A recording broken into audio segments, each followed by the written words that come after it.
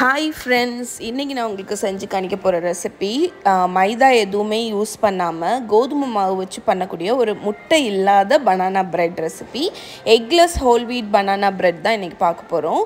ரொம்ப சாஃப்டாக இருக்குங்க, ரொம்ப மாய்ஸ்டாக இருக்கும். ஆக்சுவலி இது கோதுமை மாவு எக் இல்லாமல் பண்ணதுன்னே நம்ப முடியாது, அவ்வளோ மாய்ஸ்டாக இருக்கும். ஸோ ஃபஸ்ட்டே இதோட ஃபுல் ரிட்டன் ரெசிபி கிராம் மெஷர்மெண்ட்டோடி பிளாகில் எழுதியிருக்கேன், லிங்க்கு கீழே இருக்குது. இன்க்ரீடியன்ட்ஸ் எல்லாத்தையுமே மெஷர் பண்ணி எடுத்துருங்க. ஒரு லோஃப் பேனில் பார்ச்மெண்ட் பேப்பர் லைன் பண்ணி வச்சுருங்க. ட்ரை இன்க்ரீடியன்ட்ஸ்க்கு கோதுமை மாவு, baking soda, baking powder, cinnamon powder, பட்டைப்பொடி, இது ஆப்ஷனல் தான், உங்களுக்கு வேணால் ஆட் பண்ணுங்கள். பட் பனானாவும் பட்டைப்பொடியும் நல்ல ஃப்ளேவர் நல்லாயிருக்கும்.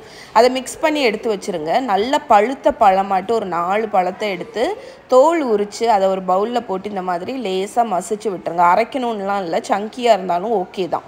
இப்போ சுகர் ஆட் பண்ணிக்கோங்க, வெனிலா எசன்ஸ் ஆட் பண்ணிக்கோங்க, அதுக்கப்புறமா எண்ணெய் இல்லைன்னா உருக்குன பட்டர், இவ்வளவும் ஆட் பண்ணி நல்லா மிக்ஸ் பண்ணுங்கள். இந்த சுகர் அப்படி கரைஞ்சி வரணும்.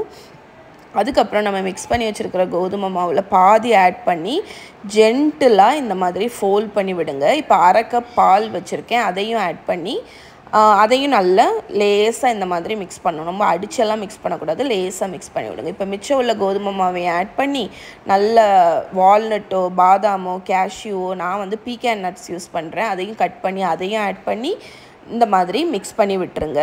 பேட்டர் கொஞ்சம் திக்கான பேட்டராக தான் இருக்கும். ரொம்ப திக்காக இருந்துச்சுன்னா நீங்கள் கொஞ்சம் பால் கூட ஆட் பண்ணிக்கலாம். இப்போ நம்ம ப்ரிப்பேர் பண்ணி வச்சுருக்கிற பேனில் நம்மளோட பேட்டரை போட்டு இந்த மாதிரி ஸ்ப்ரெட் பண்ணி நடுஸில் இந்த மாதிரி டீப்பாக ஒரு கோடு மாதிரி போட்டு விட்ருங்க. இது எதுக்குன்னா நம்ம இது லோஃப் கேக் ரைஸ் ஆகும்போது ஈவனாக ரைஸ் ஆகுறதுக்கு. அவனில் வச்சு 180 டிகிரி செல்சியஸ் அவனில் 40 நிமிஷம் பேக் பண்ணி எடுத்திங்கன்னா உங்களோட பிரெட் ரெடி ஆயிரும். வெளியே எடுத்து 1 hour கூலாக விட்டுருங்க.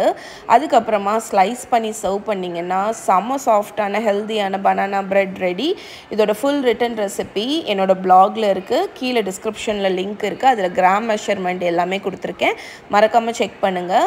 இந்த கேக்கை நீங்கள் ட்ரை பண்ணி பார்த்தீங்க அப்படின்னா எப்படி இருக்குன்னு எனக்கு கீழே கமெண்டில் சொல்லுங்கள். ஓகே, ஸோ எவ்வளோ மாய்ஸ்டாக இருக்குது பாருங்கள். இதில் நட்ஸ் ஆப்ஷனல் தான். அண்ட் இன்னொரு விஷயம், இதில் நட்ஸுக்கு பதில் நீங்கள் chocolate chips, dried fruits, tutti frutti கூட ஆட் பண்ணிக்கலாம். ஓகே.